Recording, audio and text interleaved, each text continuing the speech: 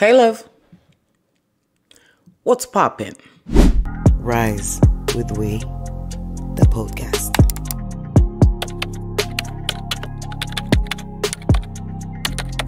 J'espère que tu es ready pour un nouvel épisode de Rise with We, the podcast. Si tu es là, c'est parce que tu cherches à te transformer, à t'aligner avec tes aspirations les plus profondes et à devenir la version la plus puissante de toi-même. Tu connais la devise, ici, pas de blabla, pas de fausses promesses, juste du concret pour t'aider à t'élever. Si tu ne me connais pas encore, moi c'est Whitney, coach en développement personnel, experte en rebranding personnel et créatrice de Rise with We. Mon job, c'est de t'aider à clarifier ta vision, à exploser tes blocages et à bâtir une vie qui te ressemble vraiment. Ce podcast, c'est ta safe place pour grandir, évoluer et apprendre à jouer grand. Avant qu'on ne commence, n'oublie pas de t'abonner, d'activer la petite cloche pour ne plus rien manquer. Et sans plus attendre, let's dive into it. Pourquoi cet épisode ?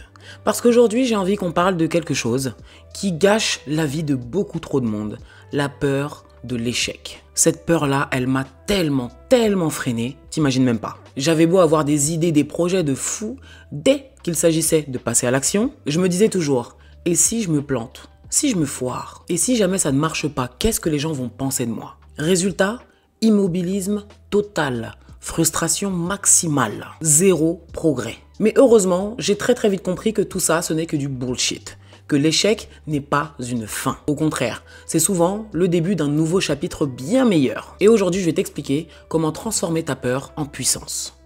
Let's go.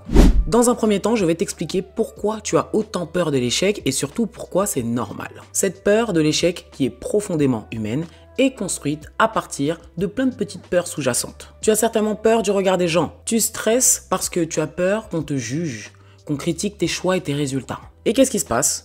Tu préfères ne rien faire plutôt que de risquer la honte. Une autre peur sous-jacente est la peur de perdre quelque chose. Comment ça, la peur de perdre quelque chose ?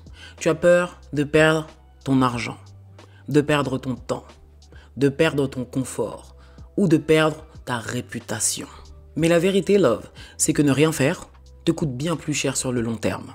Et enfin, tu vas avoir la peur de décevoir.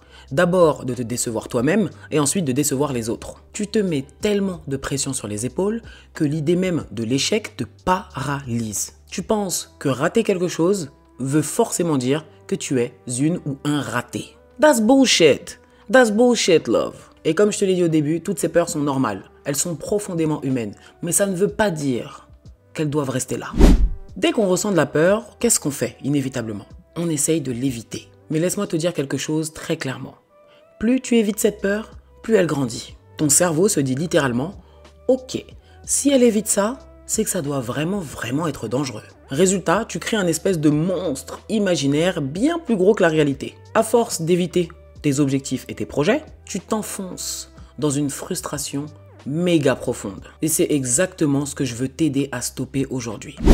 Je vais te raconter une histoire que tu dois très certainement connaître parce que c'est l'une des histoires qu'on entend le plus quand on parle de réussite, de succès, de success stories. Je vais te parler de J.K. Rowling. Avant d'écrire Harry Potter, J.K. Rowling a vécu l'échec dans sa forme la plus intense. Elle a été refusée par pas moins de 12 maisons d'édition. 12 maisons d'édition. Elle vivait quasiment dans la pauvreté et c'était une maman célibataire sans emploi stable. Et de cherry on the cake, c'est qu'elle se faisait juger par son entourage. On lui disait « Laisse tomber l'écriture, ça sert à rien, ça ne marchera jamais ». Imagine une seule seconde si elle avait écouté sa peur de l'échec. Si elle avait abandonné à sa première difficulté. Si elle avait écouté son entourage toxique qui lui poussait à abandonner. Aujourd'hui, Harry Potter est l'une des franchises les plus rentables et les plus aimées au monde. Et tout ça après avoir reçu 12 refus de maisons d'édition. 12 ! Morale de l'histoire, l'échec ne signifie absolument rien sur ta valeur. C'est juste un retour d'information, un feedback pour te permettre de devenir meilleur. Comment adopter un mindset anti-peur pour de vrai ? Tu dois te rappeler d'une chose. Ce n'est pas l'échec qui compte, c'est la manière dont tu y réagis. Voici donc les étapes concrètes pour changer ton mindset. Étape numéro 1, clarifie ta peur. Si par exemple tu dois te lancer dans un projet, pose-toi clairement la question. Qu'est-ce qui me fait réellement peur dans ce projet ? Étape numéro 2, imagine le scénario catastrophe. Et ça, j'adore le proposer à mes clients en coaching privé. Imagine concrètement ce qu'il pourrait t'arriver de pire. Mais de pire, hein, vraiment la situation la plus catastrophique possible. Bien souvent, tu vas réaliser que le pire des scénarios reste gérable.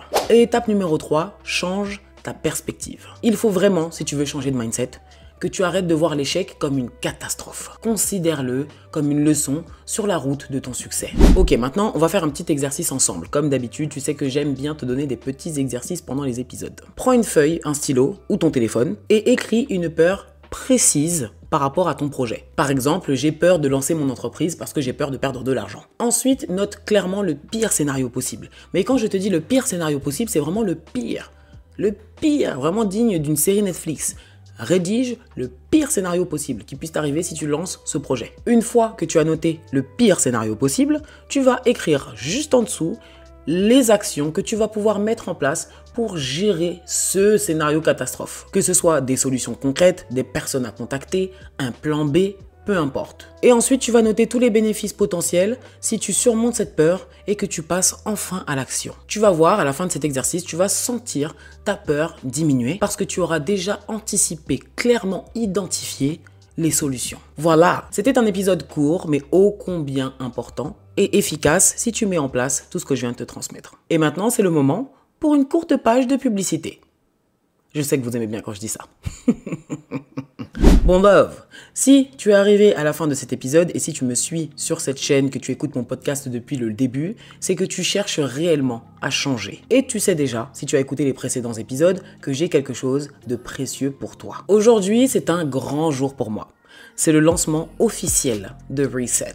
Reset, c'est plus qu'un programme, c'est littéralement mon premier bébé. Une offre sur laquelle j'ai mis tout mon cœur, toute mon énergie et surtout toute mon expérience de coach. J'ai passé des mois entiers à le concevoir parce que je voulais créer la méthode qui allait concrètement changer la vie de ceux qui l'appliquent. J'y ai mis tellement d'intention, tellement de soins parce que je voulais être certaine que ce programme soit accessible à tous, simple à appliquer mais incroyablement puissant. Avec Reset, on va travailler ensemble sur tout ce qui t'empêche d'avancer. Tes blocages, tes peurs, tes croyances limitantes. On va aussi clarifier ta vision, identifier précisément tes objectifs et bâtir une stratégie ultra claire et actionnable pour transformer ta réalité. Ce programme, il est rempli d'exercices puissants, concrets, de vrais outils de coaching que je réserve habituellement aux personnes que je suis en coaching privé. Et si j'ai décidé de rendre Reset accessible, c'est pour deux raisons fondamentales. Premièrement, parce que je crois que tout le monde mérite un accompagnement de qualité sans avoir à casser sa tirelire ou attendre le bon moment financièrement. Je voulais absolument casser cette barrière de l'argent parce que ton développement personnel, ta transformation, ça ne doit pas être un luxe réservé à quelques privilégiés. C'est quelque chose que je veux t'offrir et auquel tu as le droit maintenant. Deuxièmement, parce que je veux récompenser les personnes qui sont réellement prêtes à passer à l'action. Durant ces derniers mois, j'ai échangé avec beaucoup d'entre vous lors d'appels découvertes. Et certains m'ont confié avec sincérité leur volonté de travailler avec moi, mais aussi les difficultés financières qui les freinaient. Reset, c'est mon cadeau pour vous dire, je vous ai entendu et maintenant c'est possible. Pour cette semaine et uniquement cette semaine, Reset est au tarif de 297 €. C'est un tarif de lancement.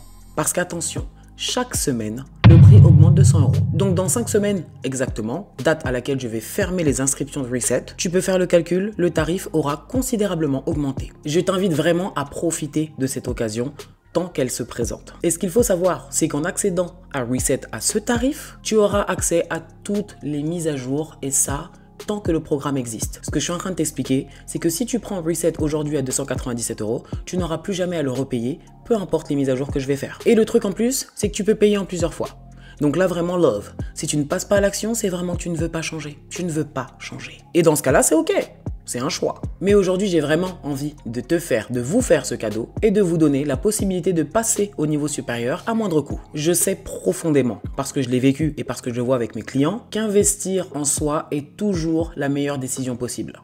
Toujours. Ce choix que tu vas faire aujourd'hui, c'est celui dont tu seras fier demain. Alors si tu sens que c'est le bon moment pour toi, que c'est enfin le moment d'appuyer sur le bouton Reset de ta vie et repartir sur des bases saines et puissantes, rejoins-nous de l'autre côté. Il y a déjà d'autres personnes qui sont passées à l'action et qui t'attendent de l'autre côté. Tu trouveras le lien pour t'offrir ce programme dans la description de cet épisode. Voilà!